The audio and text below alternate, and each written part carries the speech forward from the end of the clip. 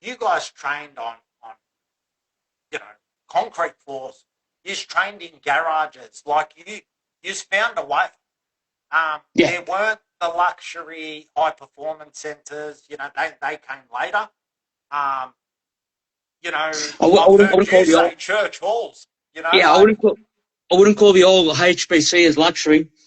No, but that was luxury to us. Yeah. Like it had mats, but Yeah. there were you guys really did it hard, your generation. So, and even from not just the functional spaces or not functional spaces, but the training you guys did. Like, I did a few stair runs with you guys and hills and, in Oak Park. And these sorts of activities, if you want to call them, during training, is what I think built us to be animals in the ring. And I don't say that about myself, but you guys, and that taught us that, oh shit, like this is what it takes to be at their level. This is what they do. And it wasn't just one person or two people. It was the whole group of you were putting in, the effort. And I'm lucky to be a little bit a part of that, where you brought me into the hangar. We were training at Essendon back then. Mustafa is a little bit back then. And wherever we could go, you brought me anywhere we could go, which was quite fun back in those days. But and we used to even, we'd go to Korea for training camps. We used to stay there for weeks and months sometimes, and we used to sleep on, I wouldn't even call them mattresses, like these On top of each other as well, yeah. Yeah, it's far away from the 5-star hotels that these guys are sleeping in, in the current day and age. And again, it's not their fault, but why I'm going into this topic is because, you know what, I wanted to get out of that bloody bed. Yeah. I wanted to be out of it at 4 or 5 in the morning going for a run, or, putting my hogger on at 7 a.m. and smashing each other, because I didn't want to be lying in that crap. So for me, the training became like, it was, I wanted to do it, even though I wasn't big on training. So talk to me a little bit about that, like how really that has evolved. Yeah, in terms of what happened was, like I said before, we didn't have Facebook or social media to go, oh, this is what they're doing. There was no rules for us to say, this is the new technique. So once we got an opportunity to go overseas, we got to see, these countries in training, the way they were, and things like, afterwards where we'd sit and have a drink with the other countries and they'd be telling us we're going back to the border because Iran-Iraq war was still just finishing, and the Iranians, they didn't meddle. They were going to the Iran-Iraq border. You know what I mean? And stuff like that. And we're sitting there going, oh, my God. My first trip was Nepal. So in 1987, I finished my HSC. I beat Laos Tui, another legend, at early 88, and then I was off to Nepal. So I flew into Thailand. We trained in Thailand. Now, Thailand wasn't the Thailand it is now, and I was like an 18-year-old kid going, oh, my God, from not a wealthy family, but the best country in the world. And that. And I'm going, oh, my God. And then we flew into Nepal, and we landed, and cows are walking through the airport and this and, open sewerage, and think, what the hell? And fighting on carpet, fighting on rough carpet in a cow shack, and with all at the Asian Championships, with all the teams going to the toilet, and I hope no one's watching, no, it's just me and you, looking down where you had to squat, and there's pigs down there, and the Korean team are warming up in the toilet area. And I came home, and my dad goes, are you going to school, uni? I said, look, he goes, no, get on the dole and work like that. I said, look, what I've seen overseas, there's no way I'm doing that. So Hall started to become bigger, and then the business part become, and Martin's gone, listen, you've been overseas, you take the training. So I've gone, mate, we need to run. We've got people that are, if you don't beat them, they're on the border, and they're trying to kill you. and blah, blah, blah. How are we going So to be that we good? had this in our mind. We had this in our mind, what we had seen. And we just gone, no, we can't let our environment shape us because we're going over to fight these guys. Now, to go to the next level where if we're interacting and someone's, if someone wasn't, the culture was, if you weren't happy with the person training next to you, you gave to them. There was no, we were talking about the other day, there was no mental health or you can't say this, mate, you're shit. What are you doing? I'll beat you today. And we got to the stage when, things like turning up to training. Now, you got on national team, you wanted to impress the national coach. Maybe back then it was Young down at Flemington at the flats. Now I go, you know what? I'm national team. I'm gonna show the coach. I get there 5:30 a.m. I get there 5 o'clock. Who's there? Paul Lyons in his truck. Next morning, I try and get here earlier. Who's there? He's earlier. Then I'm earlier. Then he's earlier. We get there 4:30 just to impress the coach. And that's the mentality. That's the mentality. We'd finish training and I'd go, oh, I'm going to go run the flats up Flemington Flats like that. How many are you doing, Paul? I'm doing 10. You know what? I'm doing 12. And that was the mentality. And that you talk about the generation. Kept getting each other better. Everyone kept each other honest. Because we knew what we're going into. We knew we're going up against, a lot of the countries, Taekwondo, I don't know about now, a lot of them had to do army service. And through Taekwondo, during their army service, they get a ranking.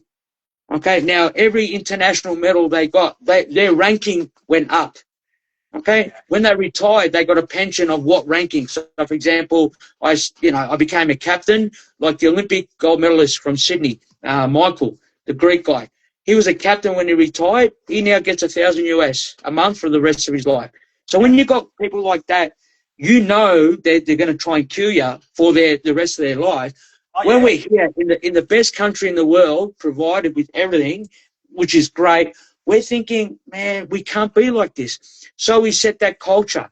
And stuff like that. So, and then you got the younger ones like yourselves and, and a few others, just like little puppy dogs, just, oh, this is great, let's go. Oh, this is great, let's go. And you just fed off it. You know what I mean? Yeah, there was a lot like that. And my first trip, as you know, senior trip was 99 Asian Games with you guys. So, it's probably a bit R-rated to talk about how that trip went, but honestly though, I learned so much from you guys, and I'm so grateful. I'm so appreciative of that. You and Danny in particular as athletes that had influence on me. You picking me up, taking me to training, and at one stage I was almost living at Danny's house. I was there every day, and especially training towards trying to make 2004 games. Yeah. Waking up there and eating his late mum's pasta, and then we'd train in the morning, we'd go for a swim, and then we were training 3-4 times a day. So yeah, and he passed that on. Yeah, sorry to interrupt, but he passed that on. Picking him up at 5 in the morning at Carlton Flats, where you had to keep your car running and bip the horn, because if you stopped your car, you got jumped. You're in trouble. You're in trouble. Picking him up, taking him to training. So he lived through all that. Getting him up and about. Brooksy Crescent boy, he could have gone either way. A lot of his mates did. His other good mate, Pierre Carême, was very similar. He actually went over to lived in America, to better himself in boxing. And Daniel was always the same, just looking to better and better. And he was that young kid like yourself. And then, like we said before, he's passing that on to the next generation, which was yourself. Yeah. And look, in my time, I was lucky enough to have a great training partner as well. So,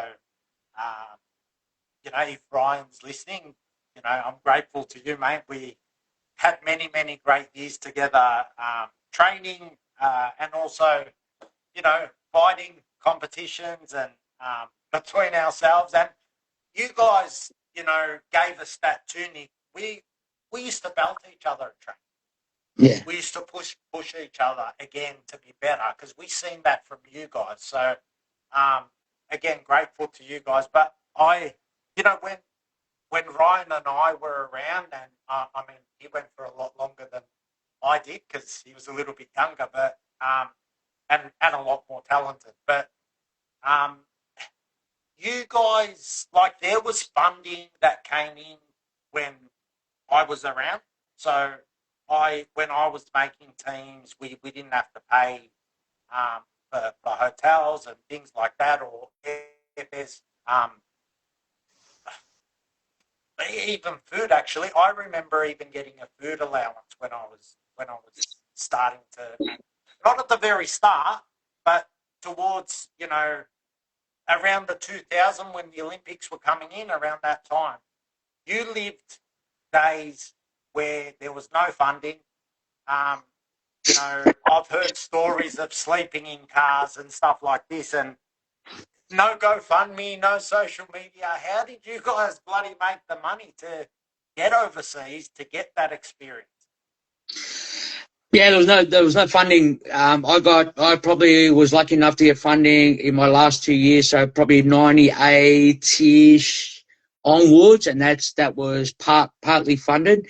The national team, the Olympic squad, and I'm sure I'm going to get a phone call from it, the director back then, Mr. Ross Hartnett, who is only 2 hours difference, so I'm sure I'll get a phone call if I get this wrong.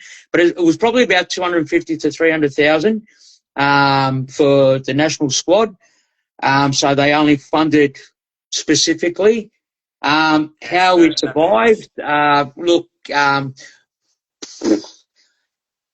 it's, mate, I was working part-time here, still fabricating from my uncle, where, I'd finish 6 o'clock and training at 6:30, vomiting out the fumes from the thing, and having to work Saturdays at 6 until 6 p.m. and then cut 4 kilos overnight, that kind of stuff. I'm part-time cleaner at Country Road down in Collingwood, and they were throwing a lot of their old stuff out and because I was a cleaner, going, oh my God, why are they throwing this out? Okay, I'll keep this. That can contribute towards my flights. So I went to John and Bertie's stall at the Vic Market because they were working somewhere else, and we'd sell the things that they were throwing out to get funding and to fund our trips and stuff like that. We did the odd jobs, PTs. Yeah, there was no funding. We had to find it. Look. And back then, going to, now you can get on and go flight to Korea, cheapest flight, $200, blah, blah, blah. Back then, everything was like 3,000-4,000. Yeah. Everything was 3,000-4,000. There was times where we did sleep in cars. We slept on top of each other in hotel rooms. Well, I wouldn't say hotel rooms, especially in Korea. They're called business hotels or business motels, which is like $20 a night. So 6 of us chipping in there and sleeping on top of each other and then, heading to training and all that kind of stuff. Back when, Korea was still very, they still had a lot of memory of the border. And I'll never forget one of their first trips to Korea. Our coaches, Mr. Rowe, would teach us Korean, and we'd say, Mr. Rowe, how do we say how much is this? Or, no, you don't say that. You say you're not American. And we're like, what? Because back then they hated Americans because a lot of the older generation still had memories of the border going in and their cousins living on one side of the border and not being able to see. So every time they saw a foreigner, they think you're American.